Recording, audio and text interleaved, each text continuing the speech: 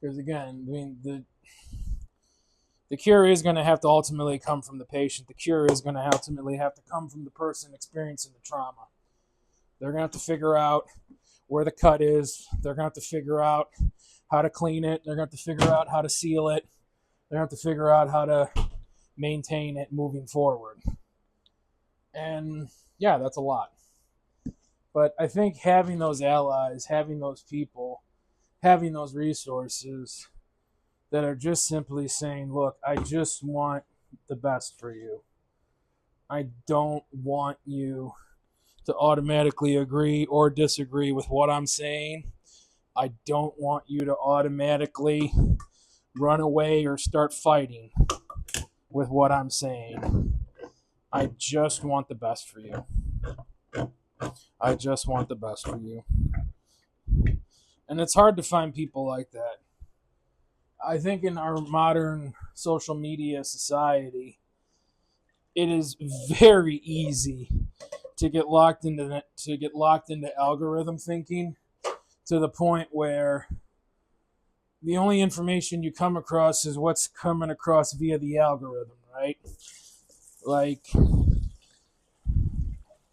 you know, if you spend some time on Reels, or if you spend some time on Tik, or you spend some time on X, or you spend some time on Shorts, yeah, everything's going to be like super low resolution. Everything's going to come across very black and white. Everything's going to come across, well, if you've got the following symptoms, here's the following responses, right? It's very much, not putting your context into consideration. Maybe that's the best way to put it.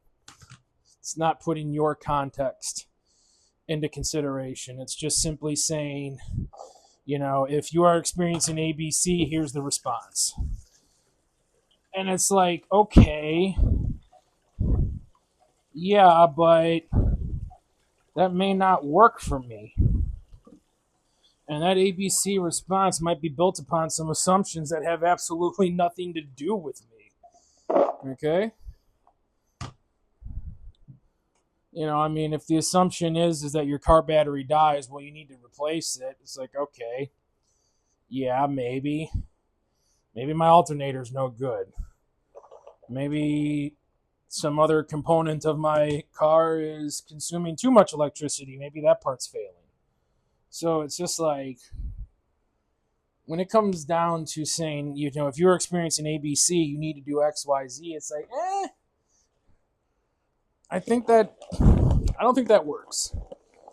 I think if anything, what you need to do is in those moments is you need to say, okay, that person is saying that. I don't know why they're saying that. And let me at least look at it for a little bit and say, would this be applicable to my situation? Could I incorporate this into my journey? If the answer is no, then it's probably not worth spending any more time on it. You need to find a different voice. You need to find a different tool. You need to find a different avenue. You need to find a different perspective of what's happening and what you need to do. And I think that's a journey that we all have to deal with. Every single one of us. We've got to figure out what combination of items are going to work for us. We got to figure out what combination of responses are going to work for us. And then we've got to figure out how to implement those responses and those combinations. And that can be a lifelong endeavor. Just that itself can take some time. But so going back to Jung, if you're going to say Jung was trying to help the patient, right? And Jung would even say that the patient has to find the cure, and what works for one patient will probably not work for another patient. I think for a lot of us that get roped up into entertainment, a lot of us that get roped up into communities, a lot of us that get roped up into fantasies, a lot of us that get roped up into lifestyles, I think in a way we're all kind of escaping. We're all kind of heading to the moon. We're all kind of heading to that planet. We're heading to Middle Earth. We're heading to Hogwarts.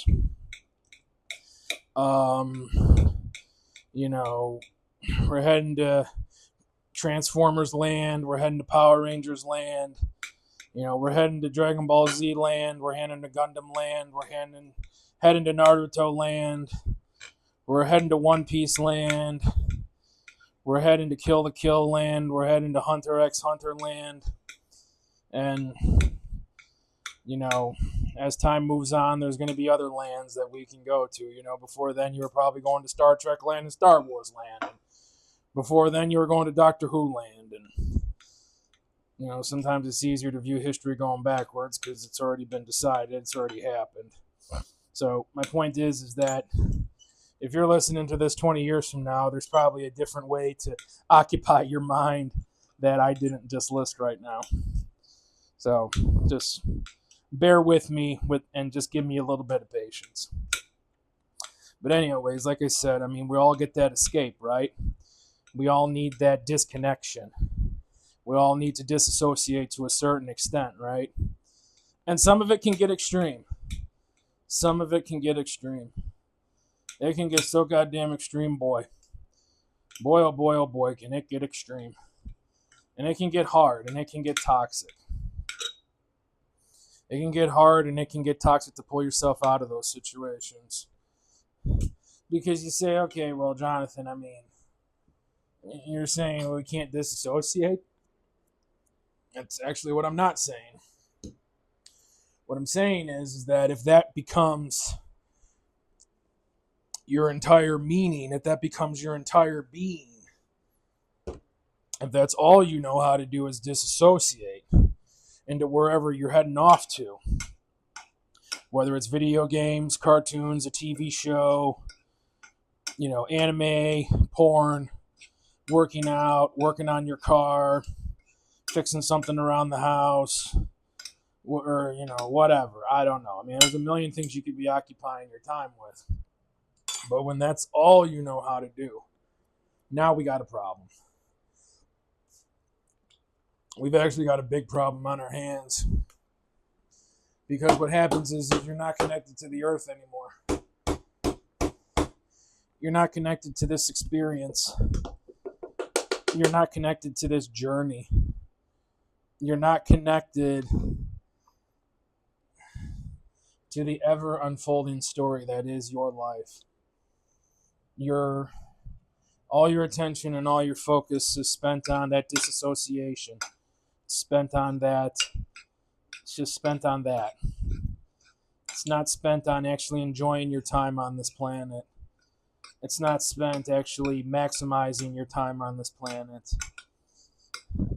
It's not spent with people that you care about on this planet. It's not spent doing things that actually make an impact on this planet. It's just spent with your disassociation. It's just spent with your cope. It's spent with your I would just call it your numbing agent. It's just whatever just numbs you long enough to keep the voices at bay so you can pass out eventually. Whatever that numbing agent is. Your time spent with that. And you got to pull back from that, and you got to rejoin life here on planet Earth. You have to. And I know that's hard. Ugh, believe me, I know that's hard. Good Lord, do I know that's hard. But what does that have to do with Jung? Well, it's because, at least based on the information I was just consuming, is that I think he was speaking to all of us just now. When he was dealing with his patient, and his patient was living on the moon, and he was able to get her to come back down to Earth and actually live her life and live it successfully. I think that's all of us.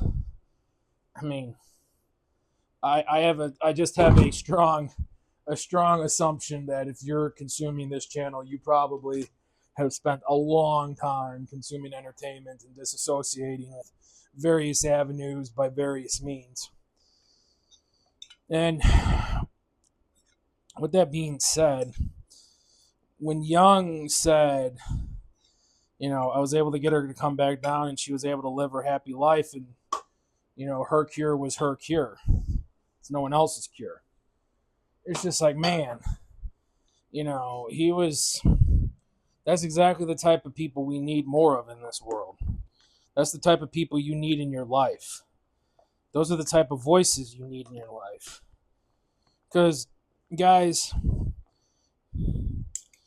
I mean, I think we as humans really haven't changed all that much. I mean, I think Marcus Aurelius has pretty much proven that. I think it's Marcus Aurelius in his Meditations. I could be misspeaking there. If I am, forgive me. But, the wants and needs and fears of a human being, I think I think they're pretty much the same. Going back to the beginning of time, I think it's just so much easier to get locked in a corner now. Because, I mean, you could be Discord raging all day, every day. And there's like no urgency, or there's no reason, or there's no purpose, or there's no one to say, hey man, listen, you need to get off that Discord and you need to rejoin us over here. Or you need to go outside and get some fresh air. Or you need to actually go talk to the people that you talk about all day on Discord. Okay? Or you actually need to go try to do what you're talking about all day on Discord. You need to give that a spin. And I think before the advent of social media and the computer, it was a little harder to get locked in that frame of mind. I think it was a little bit harder to be a Discord lord before the advent of social media and the phones and the internet. Because you kind of had to talk to people. You kind of had to. You kind of had to talk to your neighbors. You kind of had to talk to your coworkers. You kind of had to talk to your parents. There just wasn't this whole shutting yourself off, shutting yourself down into your fucking, into your fucking anime dungeon cave with no fucking natural light, no fucking natural air, with the fucking garbage piling up. That was a little bit harder to do, I think, before the advent of the computer and the phone. I think it was a lot harder to be that socially excluded and that socially isolated. I think that's what makes our times different, guys. And I'm not using that as a cope. I'm not using that as an excuse. I'm not using that as a way to say, okay, you're getting a get out of jail free card, or, oh, it's okay, you can keep doing that. That's what I'm not saying. But guys, what I am saying is that these are different times we live in. And I think just between the algorithms and the social media and the Discord and the DMs and the downloading the patches and talking to people online, not actually talking to your neighbors, not actually talking to your family, not actually talking to your friends. I think that's a new experience. I think it is. I think it's a new experience. And I'm not making excuses for anyone or anything, not at all, but I think we do got to have a little bit of patience with ourselves when we're saying, hey, why can't he get out the house? Why can't he get out of bed? I mean, bro, people have been depressed and having schizophrenic, and they've been having that since the beginning of time, okay? Like, that's literally nothing new. It had different terms, it had different root causes, but I mean, it's been happening since the beginning of time. It's just, I think back then, if you had a situation like that, I mean, kind of like one of two things. Like, your family would be trying to help you to pull yourself out, or you just be fucking laid up on the street.